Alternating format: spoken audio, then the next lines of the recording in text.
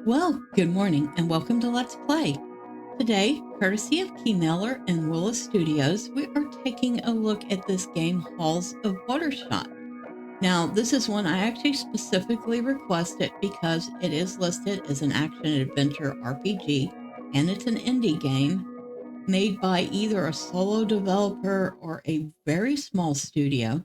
So, of course, I was curious because I do like a good aRPG.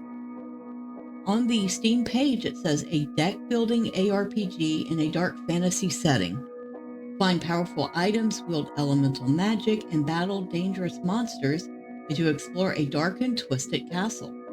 Combines the decision making and variety of a card game with the fast paced combat of an aRPG. And it is $11.99 on Steam.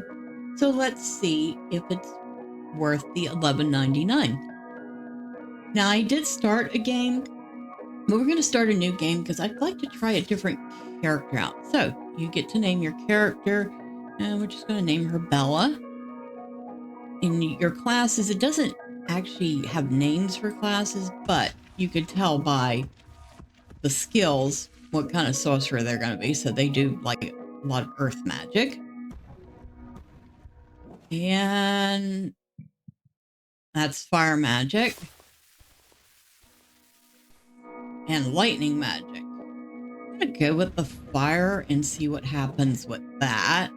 And you have difficulties, relaxed, challenging, or impossible. Well, since we don't know what we're getting into, we're going to start with relax, but we can always start a new character. The spires and keeps of Castle Watershot are visible for miles on a clear day, towering over the surrounding landscape. For years, the mage Clothar ruled over the castle, harnessing the immense power resting there and bending it to his purposes. But something has changed. The gates have all been closed, while dark creatures roam the battlements. Then last night you received a message through the mirror in your chamber. Letters inscribed within the glass. Clothar has fallen. We must restore the order here. Find me in the Hall of Twin Mirrors. With the gates barred shut, you turn towards the water, and, under cover of night, row across the lake below to the rocks beneath one of the outer towers.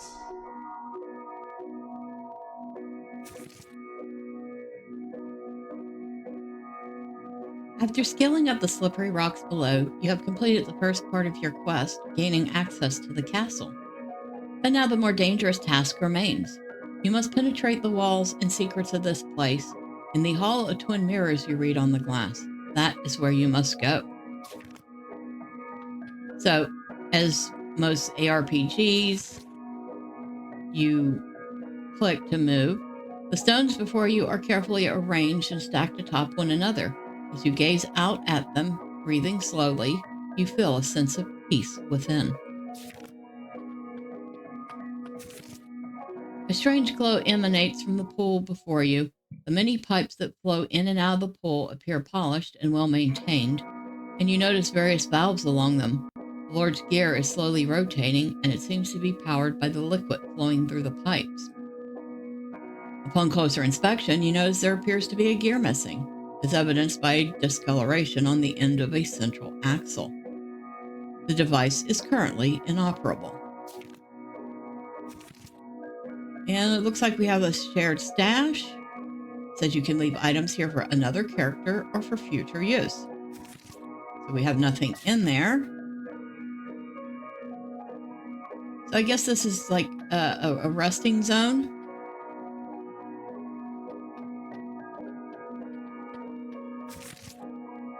And we're going to go ahead. So this is the tower encampment. The Forgotten Corridors, level 1. You can learn, okay. These halls are filled with magic.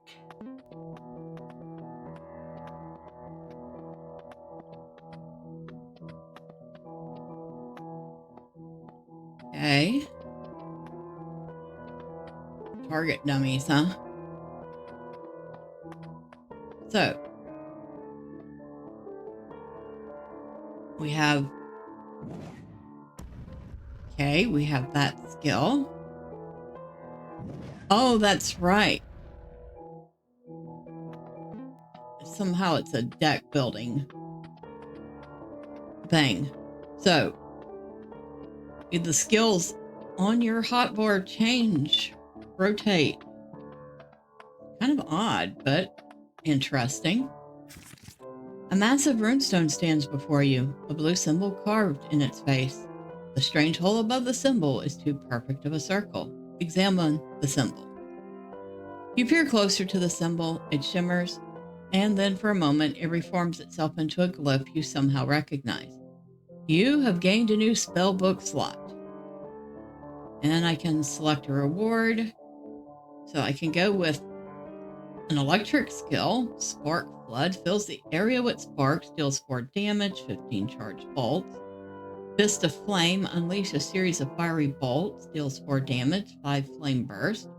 Or Jolt shoots a jolt of electricity at your target, deals 11 damage, jumps 3 times. We're going to go with the Fist of Flame because she is a fire mage after all. Hold tab to view map directions. Hold right mouse for basic spell. What is our basic spell? Oh, a fireball. Okay. Press and hold I to target first spell. Oh, hold 1. You have learned a new spell. Press S to open your spell book and click to add or remove active spells.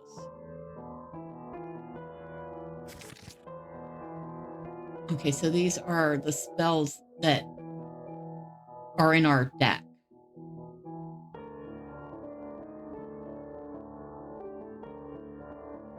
So we'll add Fist of Flame to our deck.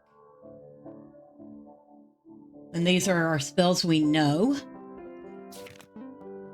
As you learn more spells, try to use ones that complement each other. Press and hold 1 to target first spell. Well, let's go back to something we can target. I'm assuming that's what training dummies are for.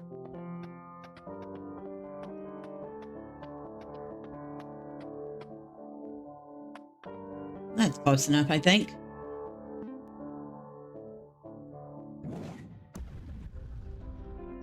Okay.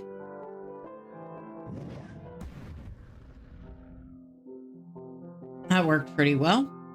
And now we have a different one on number 1. The gate is closed and you see no way to open it. You will have to go in another direction for the moment. Okay. It's a very dark game, which is, of course, perfect for the type of game it is.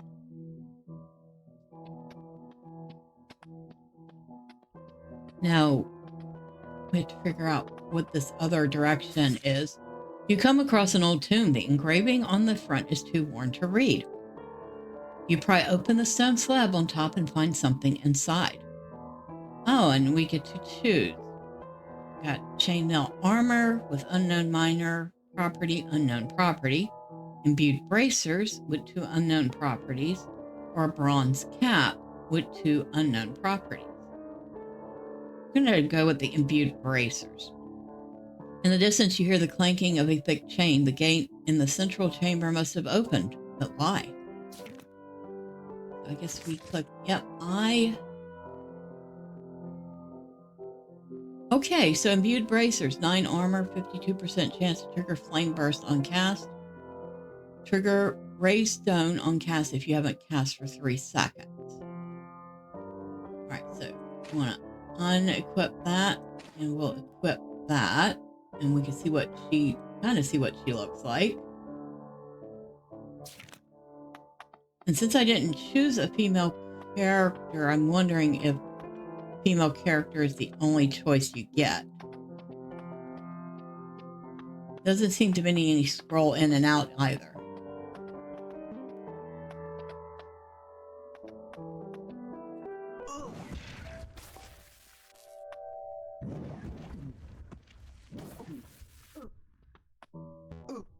Oh, No spell.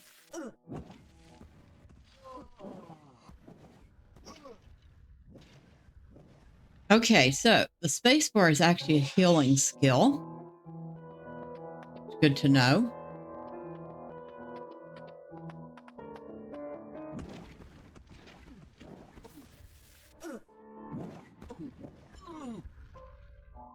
After combat, press space to restore your health. I've done that already. You cannot restore when near enemies. That's the exit. Okay.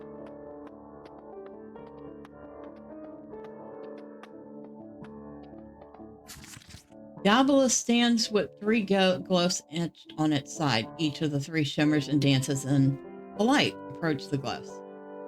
As you gaze upon them, you see a pattern in the three glyphs emerge. Suddenly, the meanings are clear.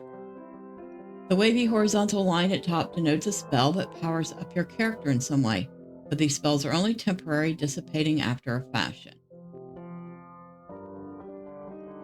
You can feel more glyphs hidden within the castle. What new magics might be uncovered here? You must find the remaining obelisks to learn more. You've gained a new spellbook slot. You have learned Clothar's Hunger. You have learned Molten Strikes. Oh, was it? Oh. There. Clothar's Hunger, huh? Draw life from your foes. Or I could do Molten Strikes.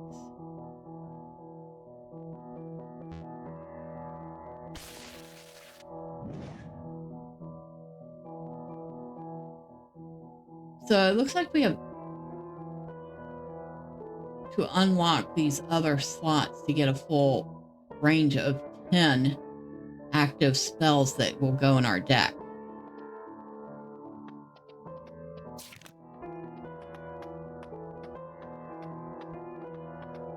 Kind of an interesting mechanic. We'll see how it goes. The castle cells, level 1. Okay. I guess we're going to the next zone then.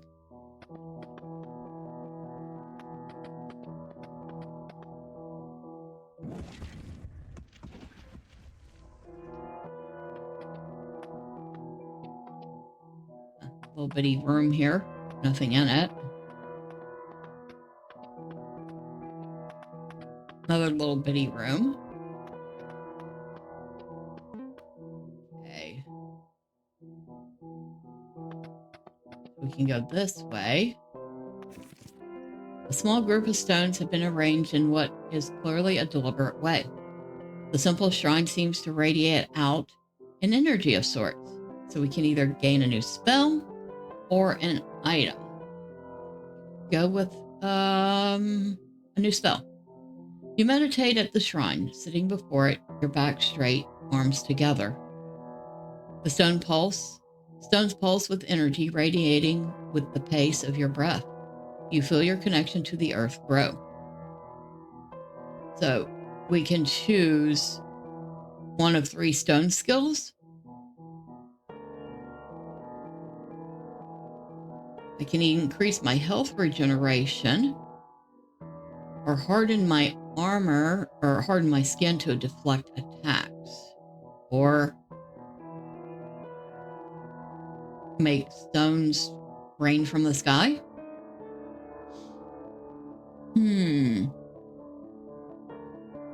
Health regen, or we're going to go with the stone skin. Oh, that's right. It's S. Fireball.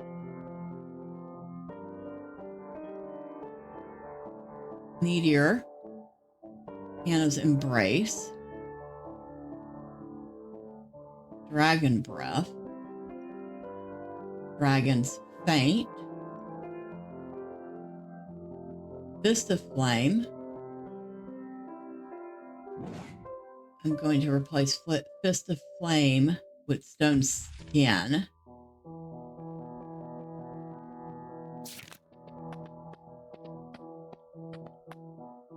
And now we have Stone Skin as our next skill up. So instead of hitting 1, we'll hit 2.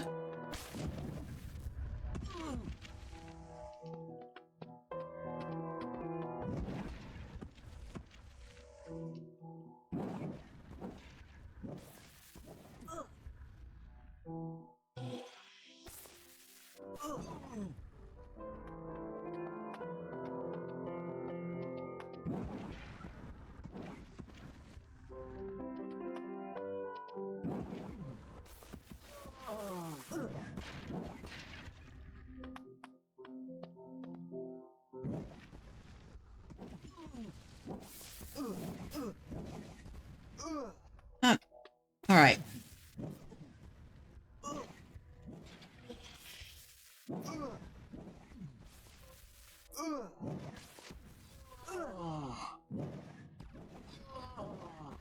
Okay, maybe I should be paying attention, huh?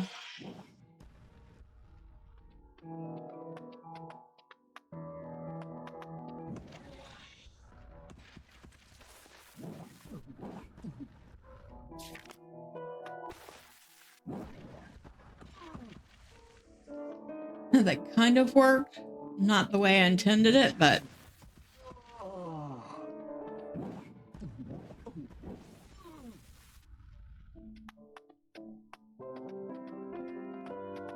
Lots of little tiny rooms that don't seem to do anything. A strange lantern. The lantern ahead sways as you approach, yet the air is still. Well, last time we gained a new spell, so let's try an item this time. You go to open the lantern's case, you undo the clasp and open the lantern's front pane. The light within goes out, but you notice something inside. So we can choose a jeweled brooch or a helm. I'm going to go with the brooch. So what did we get? 12% increased damage, 24% increased damage if you last cast a spell of a different element. Okay. Extra damage, always good.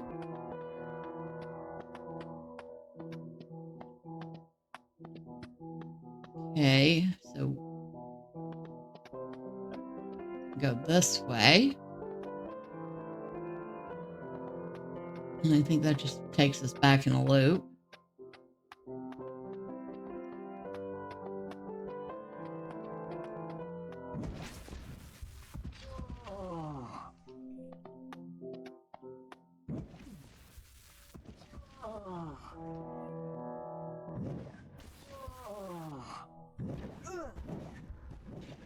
Help if I aimed.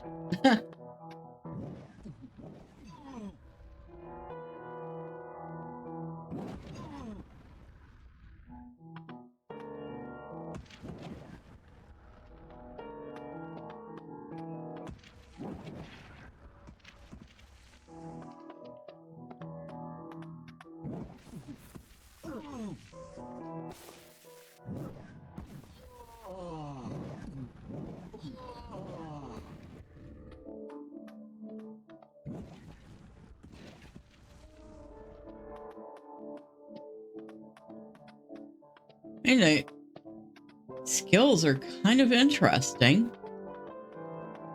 Not sure about the whole deck building and random skills showing up on the bar, but I guess it kind of makes you choose more than just like 1 or 2 skills that you have.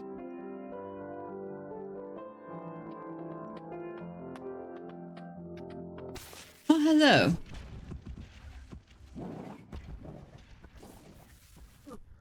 That one's not very smart.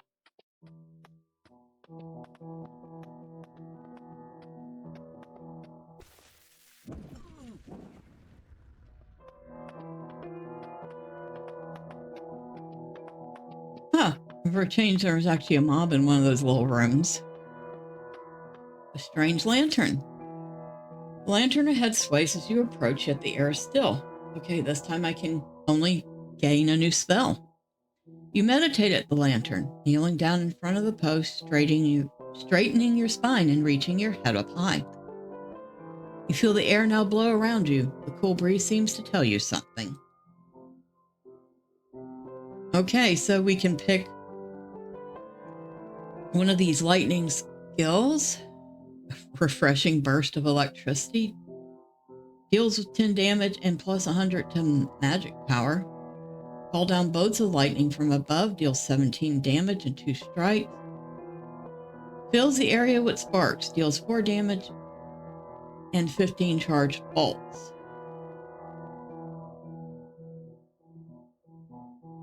I kind of really want this spark flood. Do I have anything I can swap out for that?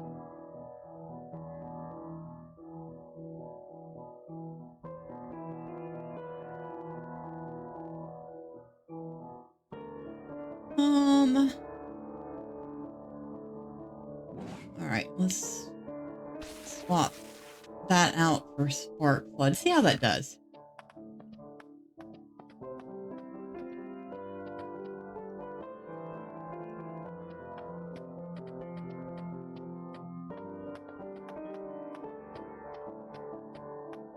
Okay.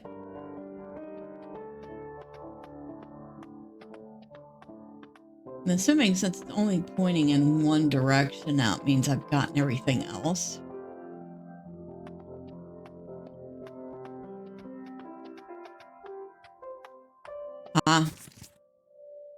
While you're exploring, you find several valuables. You have found 149 gold. Okay. That's kind of interesting so far. I think we'll take ourselves back to the tower encampment.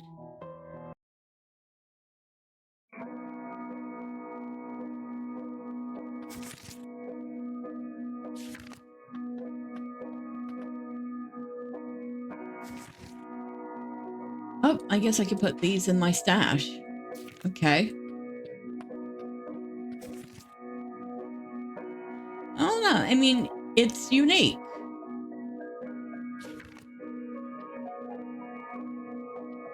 The graphics are somewhat basic, although they are on the nice end of basic. I mean, the stone looks like stone. I like the look of the settings. Would you quit that? She keeps running back to her stash. I'm like, that's not what I want to do. Gameplay is interesting so far.